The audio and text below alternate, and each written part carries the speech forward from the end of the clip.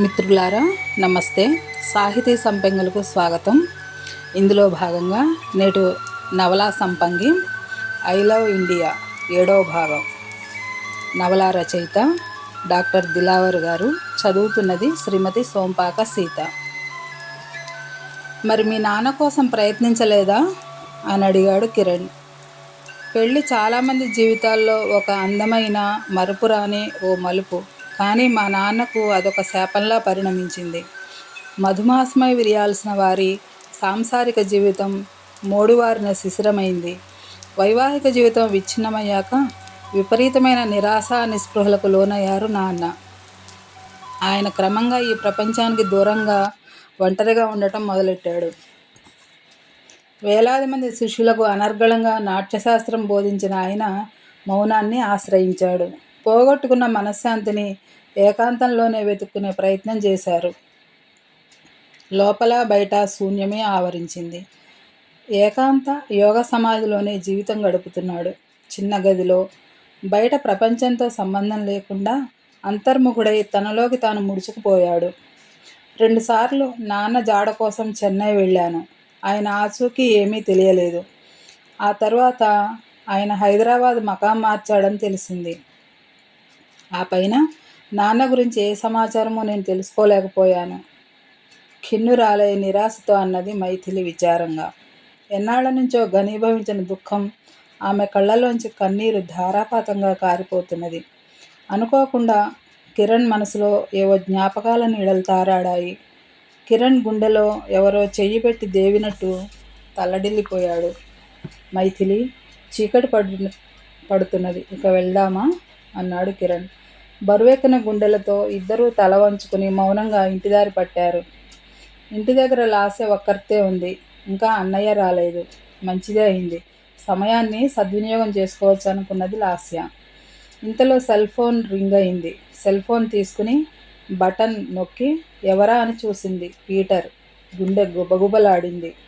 Hello అన్నది లాస్య. ఏం చేస్తున్నావు లాస్య? అటునుంచి పీటర్ గొంతు. ఏమన్నా చేయటానికి ఏం చేయాలా అని ఆలోచిస్తున్నాను అన్నది లాస్య నవ్వుతూ. ఓ పని చేయి. ఏం పని? ఉన్నపళంగా బోర్డర్స్కి వచ్చేయి. అమ్మో, ఇప్పుడా? ఏమన్నా ప్రాబ్లమా? అన్నయ్య వచ్చే వేళ అయింది అన్నది. ఇంకా రాలేదు కదా. ముందు నువ్వు బయటపడు, తర్వాత మీ అన్నయ్యకి ఏదో చెప్పచ్చు. ఏం చెప్పను? పీటర్ దగ్గరకని. తోలు వలిచేస్తాడు అన్నయ్య. ఇది ఇండియా కాదమ్మా, అమెరికా. అయితే ఇక్కడ చిన్నపిల్లలైనా చివరకు తల్లిదండ్రులైనా కొట్టడం నేరం. చట్టాన్ని అతిక్రమిస్తే చిప్పకూడే గతి. పీటర్ నవ్వుతున్నట్లుంది. మరైతే ఇక్కడ ఎవరితోనైనా ఎక్కడంటే అక్కడ ఎప్పుడంటే అప్పుడు బలాదూరుగా తిరగొచ్చా అంది హాయిగా. ఎలాంటి సంకోచం ఎలాంటి భయము లేకుండా చట్టపట్టాలు వేసుకుని తిరగొచ్చు అన్నాడు. ఏమో బాబు, నాకు చాలా భయంగా ఉన్నది అన్నది లాస్య. ఓసారి తిరిగి చూడు, భయాలు గియాలు ఎగిరిపోతాయి అన్నాడు. అంతేనంటావా? అబ్బా, ఇంకెలా చెప్పాలి? అంతే అంతే, టైం వేస్ట్ చెయ్యకు, త్వరగా వచ్చేయి విసుక్కుంటూ అన్నాడు పీటర్. ఓకే, ఇప్పుడే వస్తున్నాను, వెయిట్ చేయి అంటూ కారు బయటకు తీసింది. లేక్ వ్యూ అవెన్యూ నుండి బోర్డర్స్ దగ్గరే. 15 నిమిషాల్లో బోర్డర్స్కి చేరుకుంది లాస్య. పీటర్ కోసం చూసింది. పీటర్ ఇంకా వచ్చినట్టు లేదు. పావుగంట, అరగంట, గంట అవుతోంది. తననేమో ఉన్నపళంగా రమ్మని ఈయన ఏ రాసకార్యాల్లో మునిగినట్టో అనుకుంది లాస్య చికాగ్గా. మాటిమాటికి గడియారం చూసుకుంటున్నది. నిమిషానికి కారు పార్కింగ్ ప్లేస్ వైపు చూస్తోంది. పీటర్ వస్తున్న జాడలేవి కనిపించడం లేదు. ఆలస్యమైన కొద్దీ లాస్యకు చిర్రెత్తుకొస్తోంది. బోరు కొడుతున్నది. ఎటూ తోచక లోపలికి వెళ్ళి ర్యాక్లోంచి ఓ పుస్తకం తీసుకున్నది. విసవిసా వచ్చి ఓ గొడుగు కింద కుర్చీలో కూర్చుని పుస్తకంలోకి తల దూర్చింది. సారీ లాస్య, లేట్ అయింది, ట్రాఫిక్ జామ్లో ఇరుక్కున్నాను సంజాయిషి ఇస్తున్నట్లుగా అన్నాడు పీటర్. తలెత్తి చూసింది లాస్య. ఎప్పుడొచ్చాడో ఏమో ఎదురుగా ఉన్న కుర్చీలో కూర్చుని ఉన్నాడు పీటర్. చిరుకోపం నటిస్తూ పీటర్తో మాట్లాడకుండా మళ్ళీ పుస్తకంలోకి వెళ్ళిపోయింది Lasya. Sorry sorry sorry Lasya, sorry చెప్పానుగా, ఇంకా కోపం ఎందుకు చెప్పమ్మా బ్రతిమలాడుతున్నట్లుగా అన్నాడు పీటర్. పక్కున నవ్వింది లాస్య. అమ్మయ్య, కోపం పోయింది కదా, గట్టిగా ఊపిరి పీల్చుకుంటా అన్నాడు పీటర్. అసలు ఉంటే కదా పోయేది, కొంటెగా పీటర్ వైపు చూస్తూ అన్నది.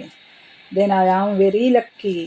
ఈ మొగాళ్ళంతా ఇంతే, కొంచెం అలసిస్తే చాలు కొండెక్కి కూర్చుంటారు. బుంగమూతి పెట్టింది లాస్య. అంటే సుమారుగా ఎంతమంది మగాళ్ళని చూస్తుంటావు ఇప్పటికీ? లాస్యను ఆట పట్టిస్తూ అన్నాడు పీటర్. యూ, హద్దు మీరద్దు. అయినా ఎంతమందిని చూడాలేంటి? ఒక్క కోతిని చూస్తే చాలదు? కోతి ముక్కల లక్షణాలు తెలుసుకునేందుకు మాటకు మాట బదులిచ్చింది. Okay okay, agreed. 1 minute, coffee తీసుకొస్తా అంటూ లోనికెళ్ళి 2 లోటాలలో స్ట్రాలు వేసుకుని కాఫీలు తెచ్చాడు పీటర్.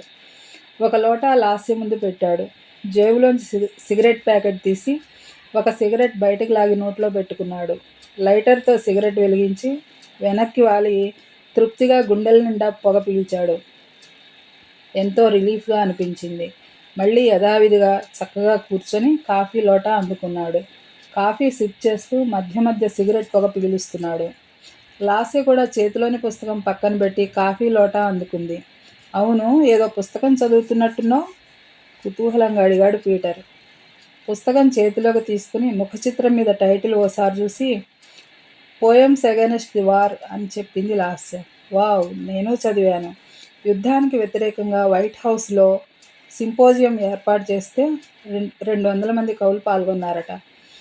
ఈ పుస్తకం ఎడిటర్ శ్యామ్ హామిల్ యుద్ధ వ్యతిరేక కవితలు కావాలని ప్రకటించగానే 11,000 మంది కవులు తమ కవితల్ని పంపారట. మా వాళ్లలో ఎంత యుద్ధ వ్యతిరేకత ఉన్నదో గమనించావా అని చెప్తుంటే పీటర్ నీలి కళ్ళల్లో ఓ క్షణం వెలుగు తారాడింది. మళ్ళీ ఓసారి సిగరెట్ దమ్ములాగి కాఫీ సిప్ చేశాడు. యుద్ధ వ్యతిరేకత గురించి పీటర్ మాట్లాడిన తీరు చాలా బాగా నచ్చింది లాస్యకు. పర్లేదు, గురుడు కొంచెం సరుకున్నోడే అనుకుంది లాస్యలో. ఇంతలో విమానం శబ్దం వినిపించింది. లాస్య తలపైకెత్తి ఆకాశం వైపు చూసింది. చాలా తక్కువ ఎత్తులో విమానం చక్కర్లు కొడుతున్నది. విమానం తోకకు నైలాన్ దారాలతో కట్టిన రంగురంగుల అక్షరాల పెద్ద బ్యానర్ గాలిలో తేలిపోతూ విమానాన్ని అనుసరిస్తున్నది. కొంచెం థ్రిల్లింగ్ అనిపించి లాస్య దాన్నే చూస్తూ ఉన్నది. లాస్య విమానాన్ని తదేక దృష్టితో చూడటం గమనించాడు పీటర్. ఓ, అదా లాస్య, ఏదో న్యూ షాపు ఓపెన్ చేస్తున్నారన్నమాట. అంతా పైన పటారం లోన లొటారం, ఉత్త డాబుసరి ప్రచారం అన్నాడు పీటర్. అదేంటి అలా అంటున్నావు? అడగకుండా ఉండలేకపోయింది లాస్య. చూడు లాస్య, ఇవాళ చైనా వారి ప్రోడక్ట్స్ లేకుండా పూట గడవని స్థితికి చేరుకుంది అమెరికా. నీకో విషయం తెలుసా? ఈ సిలికాన్ వ్యాలీలో అంటే విదేశాల్లో ఎంత క్రేజో ఉంది, కానీ ఇక్కడ పరిస్థితి వేరు. 5-6 కలిసి ఓ కంపెనీ పెడతారు. పెట్టినన్నాళ్ళు పట్టదు మూతపడటానికి. ఒక్క బే ఏరియాలోనే 1600 స్టార్అప్ కంపెనీలు మూతపడ్డాయి. మాయిదారి ఏజెన్సీలకు వేలకు వేలు గుమ్మరించి తీరా ఇక్కడికి వచ్చాక ఉద్యోగాలు దొరక్క అటు వెనక్కి పోలేక నోటమాట రాక గిలగిలా తన్నుకుంటారు. ఎంతమంది జీవితాలు ఇలా ఆరిపోతున్నాయో లెక్కే లేదు. భారంగా నిట్టూర్చి ఊపిరితిత్తుల్లోకి మరోసారి ఇంధనం దట్టించాడు పీటర్. అమాయకంగా కనిపిస్తే ఏమో అనుకున్నాను, లోకజ్ఞానం ఉన్నవాడే అనుకుంది లాస్య మనసులో. ఏం మాట్లాడాలో తోచక కాసేపు ఇద్దరూ మౌనంగానే గడిపారు. ఏంటలా బెల్లం కొట్టిన రాయిలా? ఏదైనా మాట్లాడు లాస్య అన్నాడు పీటర్. ఏం మాట్లాడను పీటర్, ఇంటి దగ్గర నీతో గంటలు గంటలు మాట్లాడాలనుకుంటాను. ఎన్నెన్ని కబుర్లో చెప్పాలని అనుకుంటాను. అంతులేని స్వీట్ నథింగ్స్లో మునిగి తేలాలనుకుంటాను. అదేంటో నిన్ను చూడగానే ఒక్క మాట మాట్లాడటానికి కూడా గొంతు పెకలదు. ఇంట్లో నించున్నా కూర్చున్నా ఏ పని చేస్తున్నా నువ్వే గుర్తొస్తావు. ఏంటో నిన్ను చూడని రోజు ఏదో పోగొట్టుకున్న దానిలా దిగులుగా ఉంటుంది. మనసంతా చికాకుగా ఉంటుంది. ఒకవేళ నిన్ను లవ్ చేస్తున్నానేమో పీటర్, బేలగా అన్నది లాస్య. ఓసారి తలెత్తి లాస్య కళ్ళల్లోకి సూటిగా చూశాడు పీటర్. ఆ కళ్ళలో నిజాయితీ ప్రతిఫలిస్తున్నది. చాలా లేటుగా నా దారికొచ్చావు బేబీ అనుకున్నాడు పీటర్. అయినా తను అంత తొందరగా బయటపడదలుచుకోలేదు. లాస్యను చూస్తూ పక్కపక్క నవ్వుతున్నాడు. ఎందుకలా నవ్వుతున్నావు? ఉక్రోషంగా అన్నది లాస్య. మరి నవ్వకుండా ఏం చేయమంటావు? నేనెవరో, నా వేర్ అబౌట్స్ ఏంటో, నా బ్యాక్గ్రౌండ్ ఎలాంటిదో ఇవేవి పట్టించుకోకుండా లవ్ చేస్తున్నానంటే నవ్వురాదా అన్నాడు జోవియల్గా. అవన్నీ తెలుసుకొని లాభనష్టాలను బేరీజు వేసుకుంటే అప్పుడు దాన్ని లవ్ అనరు అన్నది లాస్య. తనకు చిరెత్తుకొస్తున్నది. ఎలాగో తమాయించుకుంది. మరేమంటారు? కనుబొమ్మలు చిట్లిస్తూ అడిగాడు పీటర్. బిజినెస్ అంటారు ఠక్కున బదులిచ్చింది లాస్య. కళ్ళు పెద్దవి చేసుకుని లాస్యను కొత్తమ్మాయిని చూస్తున్నట్లుగా చూస్తున్నాడు పీటర్.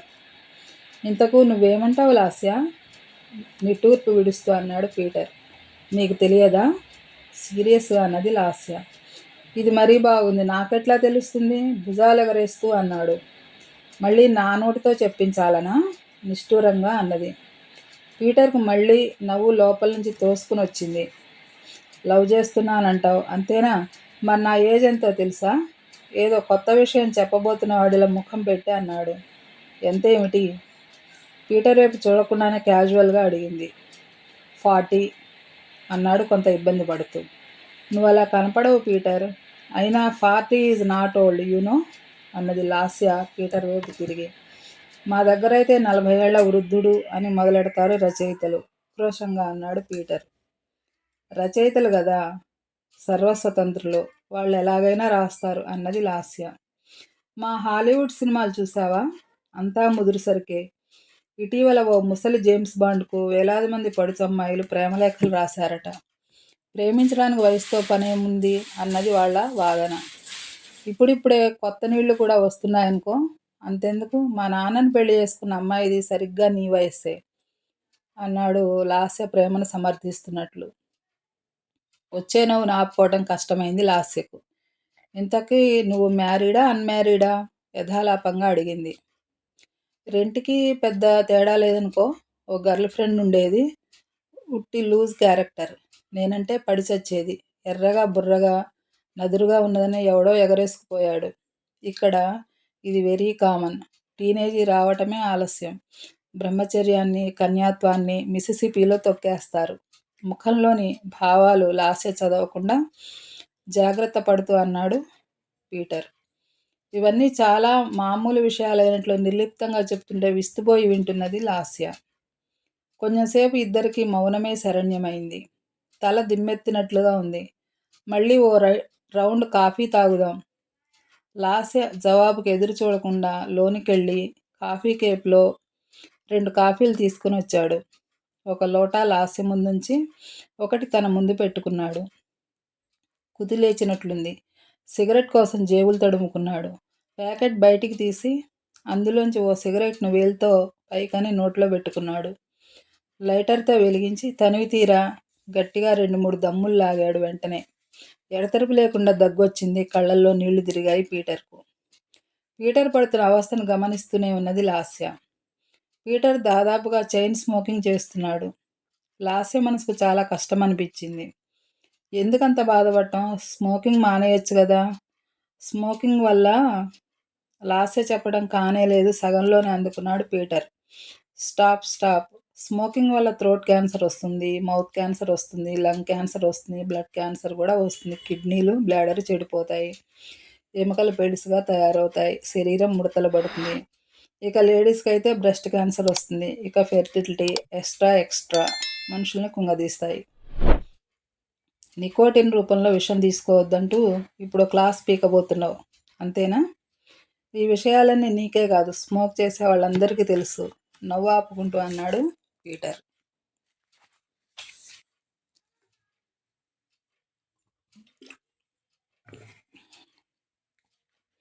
అదేంటి ఈ మనిషి ఇంత ప్రమాదకరమైన అలవాటుని ఎంత తేలిగ్గా తీసుకుంటున్నాడు అని మనసులో అనుకుంది లాస్య. మరి తెలిసి ఎందుకు మానరు? సూటిగా అడిగింది లాస్య. చిన్నగా మందహాసం చేశాడు పీటర్. పెళ్లి విషయం తీసుకో. పెళ్ళంటే పెద్ద లైఫ్ రిస్క్ అని అందరికీ తెలుసు. కానీ పెళ్లి చేసుకోకుండా ఎవరుంటున్నారు? జోక్ చేశాడు పీటర్. నీకంతా వేళాకోళం. ఒట్టి మొండి ఘటానివి అన్నది గోముగా. టైం చూసుకున్నది లాస్య. గుండె జల్లుమన్నది. అన్నయ్య ఇంటికెప్పుడో వచ్చి ఉంటాడు. అన్నయ్యకు మళ్ళీ ఏదో ఒక అబద్ధం చెప్పాలి. ఎట్లారా భగవంతుడా అనుకున్నది మనసులో. పీటర్ ఆలస్యమైంది. అన్నయ్య అగ్గి మీద గుగ్గిలం అవుతాడు. ఇవాల్టికి మనం మాట్లాడుకున్నది చాలు గాని మళ్ళీ ఎప్పుడైనా కలుసుకుందాం బాయ్ అన్నది వ్యానిటీ బ్యాగ్ భుజానికి తగిలించుకుంటూ. లాస్య వెళుతున్న వైపే కన్నార్పకుండా చూస్తూ బై అన్నాడు పీటర్. లాస్య భయం భయంగా ఇంట్లోకి అడుగుపెట్టింది. పైళ్లలోంచి తలెత్తి లాస్య వైపు చూశాడు కిరణ్. ఈ ఆఫీస్ వాళ్లకు వేళాపాళా ఉండదు. నీకోసమే వెయిట్ చేస్తున్నా. గీత మన కోసం అన్నం కూరలన్నీ టేబుల్ మీద పెట్టి ఉంటుంది. ఈ పాటికి చప్పున చల్లారిపోయి ఉంటాయి. ఇప్పటికే ఆలస్యమైంది. పద భోంచేద్దాం అన్నాడు కిరణ్. తన కోసం అన్నయ్య అన్నం కూడా తినకుండా వెయిట్ చేస్తున్నాడు. తను ఇంత ఆలస్యం చేయకుండా ఉండాల్సింది. అన్నయ్య మంచితనాన్ని తను దుర్వినియోగం చేస్తున్నాడేమో అనిపించింది లాస్యకు. భోజనాలు పూర్తి చేసుకుని ఇద్దరూ పైకి వచ్చారు. ఎవరి బెడ్ మీద వాళ్ళు వాలిపోయారు. ఎవరి ఆలోచనల్లో వారు, ఎవరి కలల్లో వారు, ఎవరి లోకాల్లో వారు విహరిస్తూ నిద్రలోకి జారిపోయారు. ఈనాటి ఈ భాగం సమాప్తం. ఈ నవల మీకు నచ్చినట్లయితే లైక్ చేయండి, కామెంట్ రాయండి, మీ మిత్రులకు షేర్ చేయండి, సబ్స్క్రైబ్ అవ్వండి. మరింత మంచి సాహిత్యాన్ని మీ ముందుకు తీసుకురావటానికి నాకు అవకాశం ఇస్తారని భావిస్తూ ధన్యవాదాలు. మళ్ళీ ఇంకో భాగంతో రేపు కలుసుకుందాం. అంతవరకు సెలవు.